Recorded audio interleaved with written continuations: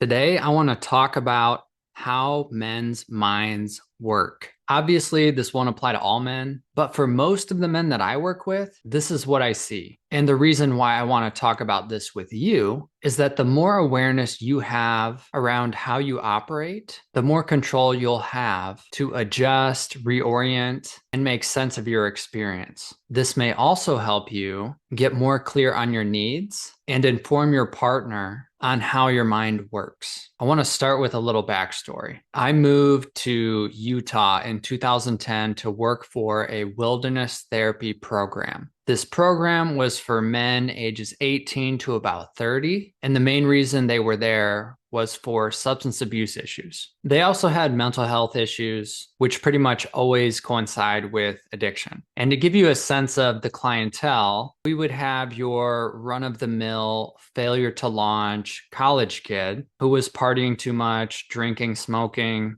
failing all their classes, and basically no motivation to change, all the way up to hardcore heroin addicts who had been in and out of jail, lived on the streets, and who'd been to rehab 10 plus times. So not only was this program a good fit for young guys who were entitled, enabled, and too comfortable in their current situation, it was often the last stop for guys who had been through multiple residential programs and had found a way to work the system. Now, when I showed up to this program, I had just turned 21 and I could have passed for 18. I had a baby face. And every single client in my first group was older than me. So even though I was new and going through training, I could tell that I was going to have to earn these guys' respect. And honestly, I was pretty intimidated. Luckily, I had gone through a program just like this when I was 18. I was probably the youngest client, so I knew what was probably going on behind the scenes. Although addicts can have really big hearts, they can also be highly manipulative. Trying to find a way to stay high all the time and avoid getting into trouble with your family or law enforcement takes a lot of game. So I knew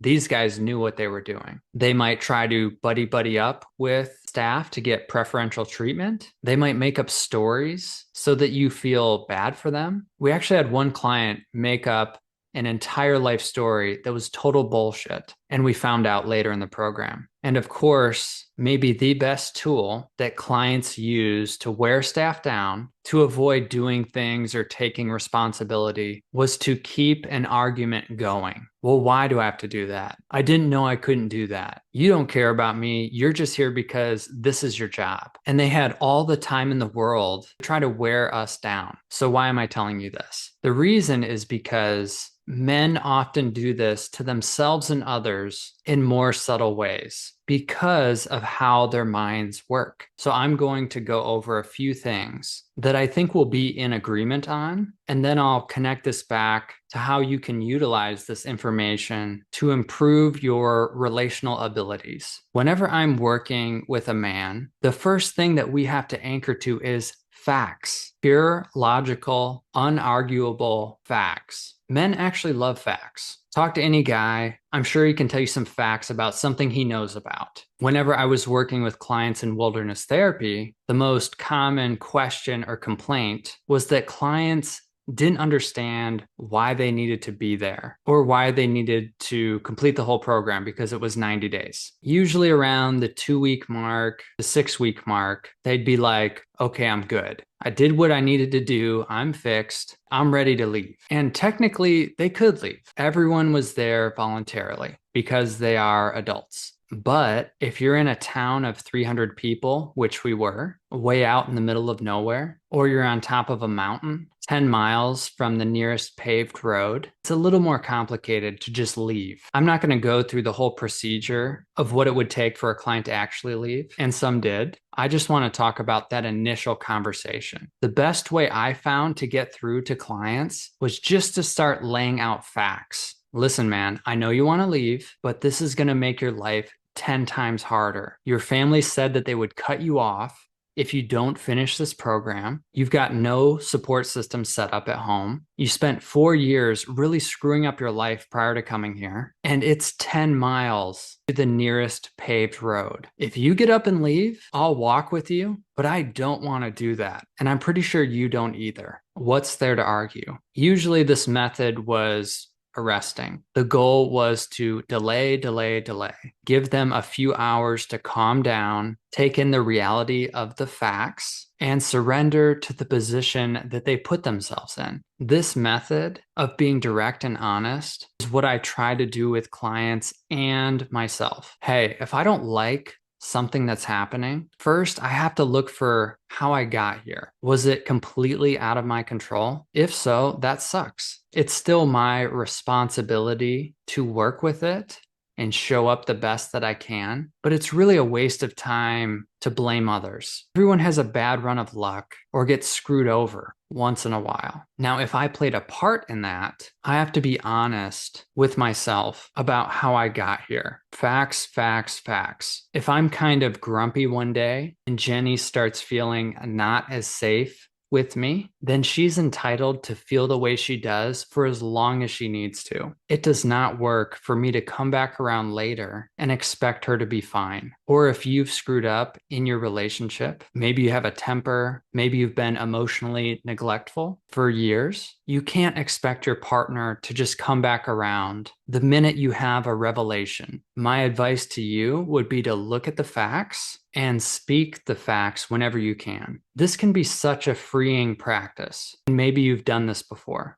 Going to your partner and just surrendering. I can see where I screwed up or where you felt missed, and it makes sense that you don't feel safe with me. I'm going to keep working on this no matter how long it takes you to heal. That's a powerful move. The second thing that men's minds really like are reasons. Good reasons, good logic. Many of the men that I work with have been prompted by their wives to seek help, but sometimes when they get into a session, they don't really know what they're working on. So I like to remind them that there's already a pretty good reason to be on the call. Your wife said that she wants you to go get some help or work on yourself. And here you are. That's good. Why do you think she wants you to do that? Well, she thinks that I have things in my past that I haven't dealt with and that I'm not a great communicator. Okay, good. That's what I can help with. And then I'll throw in a good reason. Here's the deal. We learn how to adapt to stressful situations from a very early age. They all have pros and cons. The pros help to keep you safe as much as possible, but the cons might be destroying your marriage. Now that you're an adult, you can take care of yourself, so it's time to develop new ways. Don't have to try to control everybody. People don't like that. Avoiding talking about difficult things makes your partner lose trust that you guys can work through those things. Your anger and frustration make your family afraid of you. So once we understand some of the underlying stories and experiences from your childhood, you can start to reparent yourself, have more control, and communicate more effectively. These are good reasons to do the work, and men love reasons. They usually don't care about my background, and they don't want me to just sit there and nod my head. They want good, reasonable arguments. The third thing that men's minds pay attention to, I didn't say like this time, is consequences. What I see is that many men have a high tolerance for conflict and disconnection, meaning they can stay in a dysfunctional marriage for decades. That's also why I think women file for divorce 2/3 of the time. That means twice as often. Men can put up with a lot, but as soon as divorce is mentioned, paperwork is filed, and the reality of splitting the home and finances and custody comes into play, you'll see men get motivated because that's a very negative consequence. Now, I feel kind of guilty highlighting some of these things because I know this isn't all men, and I think men are awesome, but I still need to be honest about the reality that I see. We don't have to wait for the negative consequences to hit to make a change. We can have forethought about the consequences. Men can be exceptionally good at not letting things affect them, sweeping things under the rug, and avoiding taking consequences seriously. I would see this in more extreme forms when I worked for therapy programs. It was insane. Clients would say things like, "No, I'm not going to be completely sober. I'm just going to go get my real estate license and I'll be back on my feet in no time." And we'd all be like, "Dude, if you get in trouble one more time, you're going to prison. You're losing custody of your kids. Your family's not going to talk to you anymore if you don't stay sober. What are you thinking?" Your situation probably isn't that extreme, but it's worth thinking about. If I blow up on my wife one more time, what could happen? If I continue to kick the can down the road and not get any help, what might happen? If I don't start taking care of my health, what might happen? Men's minds understand consequences. Hopefully that was helpful today. The three things that men's minds respond to the best are facts, reasons, and consequences. My homework for you would be to make a list. What are the facts of my life right now? What are the reasons why it is this way? And what are the potential consequences if I do or don't follow through with what I said I was going to do? That's all I have for today. You can share this with a man or a woman in your life that you think would benefit from this message. And I'll see you next week.